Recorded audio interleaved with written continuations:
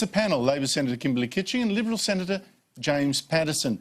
James, I read that you this morning in the Liberal Party room asked what the Morrison government would do to help Peter Ridd. What answer did you get? Well, Andrew, it's terrible that the party room has leaked like that and that you and all your viewers know about it, but to the substantive issue, James Cook University has behaved appallingly in this instance. They have sacked an academic for speaking out within his area of expertise about the quality of the work of his colleagues. They then spent $630,000 trying to defend a claim unsuccessfully in the courts. And I was shocked to learn this week that they plan to appeal that and no doubt spend millions more dollars. Let's remember that they are generously funded by taxpayers for the work that they do educating the next generation and doing important research. And instead, they're spending taxpayers' dollars trying to sack and suppress one of their own professors from enjoying his right as an academic to express his view freely. It's a very troubling case. Well, you won't say what you were told in the party room, so I will. You were told by the Attorney-General that the Commonwealth could assist Peter Ridd by supporting his costs to help him in this legal fight against James Cook University. And if any of that was your doing, congratulations. Kimberley, does the sacking of Peter Ridd also worry Labor at all? Well, I was interested to read the reports of the Liberal Party room because, of course, you know, it's a party room full of people who say they believe in limited government. The first thing they do is get out the taxpayer's chequebook to assist in really what is an unfair dismissal case.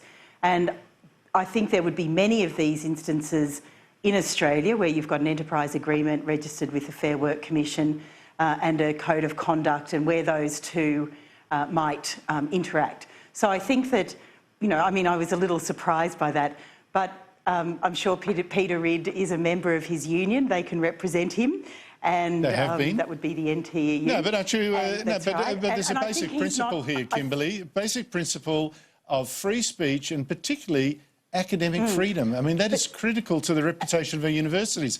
Isn't Labor shocked that a university should sack a professor for saying, hey, listen, some of this stuff over here is wrong?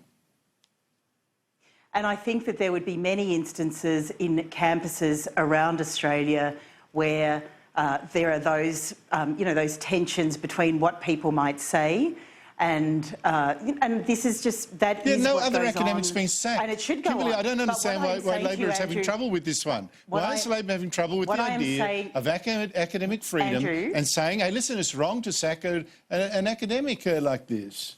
But why is the Commonwealth going to possibly assist with taxpayers' money, going to assist one particular case? Because you and I both know, and James would know, that there are many cases where you might not agree with what someone says on the other side. So I think that we have to be very cautious about this. The enterprise agreement for James Cook University is a registered document. I think that, you know, this looks to me like a pretty standard unfair dismissal case. Andrew, James, does it look to you like that?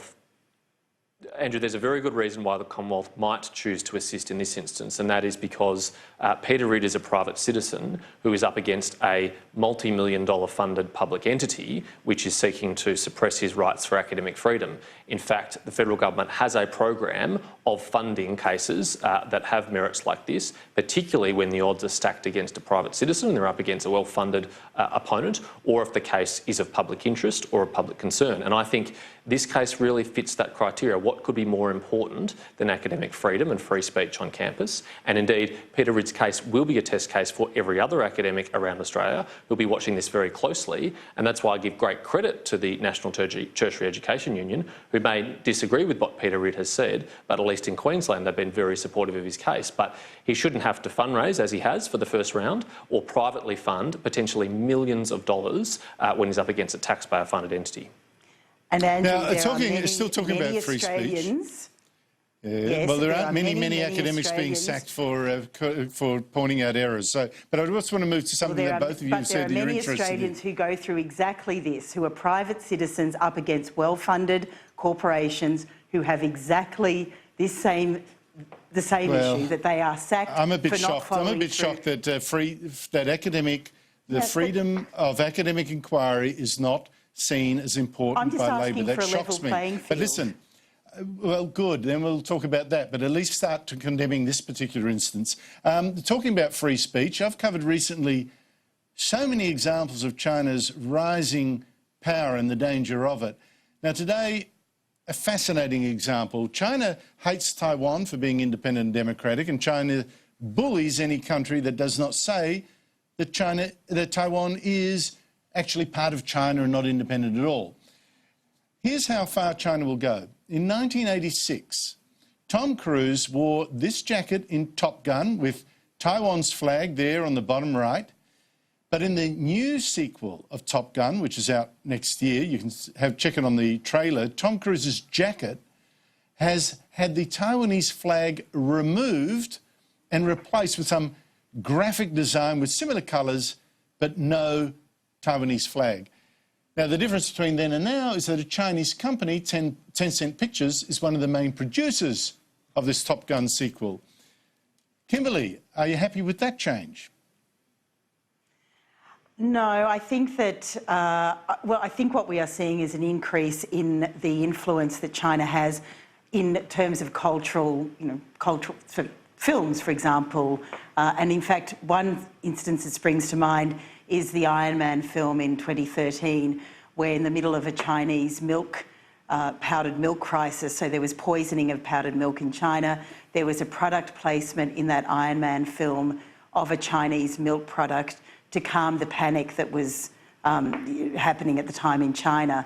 And of course, it does remind me overwhelmingly of the Qantas example, where Qantas had to change how it referred to Taiwan. So Taiwan has been an independent country since 1949. China still considers it a Chinese territory. There is tension there, and our region is increasingly contested. So Taiwan is at the really at the spear tip of that tension. But I think we can we see that Tencent, which is the producer of this film, is one of the largest companies in the world. It's got a market cap of about $440 billion US. It is ubiquitous now in China. It started as an online gaming company, but now it's obviously it has WeChat, which is sort of a combination of Twitter and Facebook, but it also has a lot of the payment systems in China and e-commerce. Well, from what you're systems. saying, I think we're going to hear more of them. Yeah, we're going to hear more of them. James, I'm sure you're appalled too, and I guess you're also appalled that Australia still refuses to recognise Taiwan as an independent nation itself, again, for fear of offending China. Andrew, believe it or not, Kimberley and I were living out our Top Gun fantasies last week aboard the USS Ronald Reagan aircraft carrier off the coast of Brisbane. So I was particularly disappointed, having been a fan of the original movie, when I saw the trailer and saw that not only has the flag of Taiwan be taken off Maverick's jacket, but also, interestingly, the flag of Japan. I'm not sure why the Chinese producers of the film object to the Japanese flag also being on his jacket.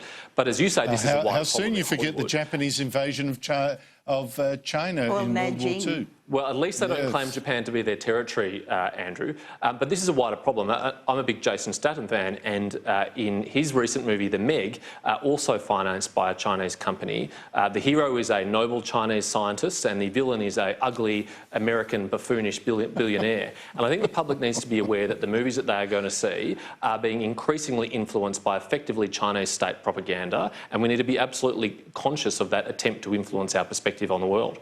And I can think, Andrew, of a reason why the Japanese flag has been removed, because remember the Senkaku Islands are contested, on the very tip there of Japan. They are a contested space. That's a very good point. James, just to switch back to you quickly, you're one of 7 coalition MPs who are saying the government should stop its plans to lift the compulsory superannuation levy from 9.5% of people's wages to 12%, which of course denies them money that they may well prefer to use now rather than have quarantined. The Prime Minister is pretty unhappy with you this morning, I hear, again in this party room that's leaking like a sieve, and he seemed pretty short with you in question time and questioned about it. Have a listen. Does he agree with 7 of his backbenchers who want to ditch the legislated increase of the superannuation guarantee to 12%? The Prime Minister has the call. There's no change to the government's policy. Well, James, are you shutting up about this now, or are you still fighting for this? Andrew, you must have been sitting up at the back of the room of the party room this morning. I didn't see you there, but maybe you've just got very good sources. The government's been very clear this week that it doesn't have a policy to change the legislated increase in superannuation to 12%. But we are also having a review of the retirement incomes system. And my view is that that review must look at the wisdom of increasing compulsory superannuation, because all the previous evidence shows, whether it's from the Productivity Commission, the Grattan Institute, the Treasury Department under Ken Henry when Labor was last in government, they've all found that if you force employers to increase the amount of superannuation they pay, that comes at the expense of workers' take-home pay. And the feedback that I get from my constituents, Andrew, is certainly that they want to have well-paid super and they know that's important for their retirement, but they also highly value $1 in their pocket today, because that can help them save for a home deposit, that can help pay off a mortgage, that can help pay this kids' school fees. And if given the choice, I think a lot of workers would prefer to take that money today rather than force it to be locked up in a superannuation system for 30 or 40 years that, as we know, still has some very pressing problems. I think that's a very good argument. Kimberley Kitching, I've only got 30 seconds. Is there a counter-argument to that? Well, we know that it's very unlikely employers across the board would increase their employees' salaries. And so what is happening here is that workers would end up being ripped off, essentially.